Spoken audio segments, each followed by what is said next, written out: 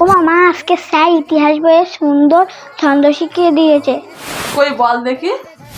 বাবার হইল আবাজ্জা, সারিল ভূষতে, হয় বাবর, হয় হুমায়ুন, আপে আকবর, পরিচয় জাহাঙ্গীর, দন্তস্ব শাহজাহান। বাহ, খুব সুন্দর শিখে দিয়েছে তো মুঘল সম্রাটের সূত্রগুলো। মুঘল সম্রাটের একেবারে প্রত্যেকের বাবার নামগুলো একেবারে তো মুখস্থ করে দিয়েছে। আচ্ছা তুই বলতো, ক্ষুদিরাম বসুর বাবার নাম কি ছিল? ভগৎ সিং এর বাবার নাম কি ছিল? আমি জানি না, ওগুলোকে আমার শেখানো হয়নি।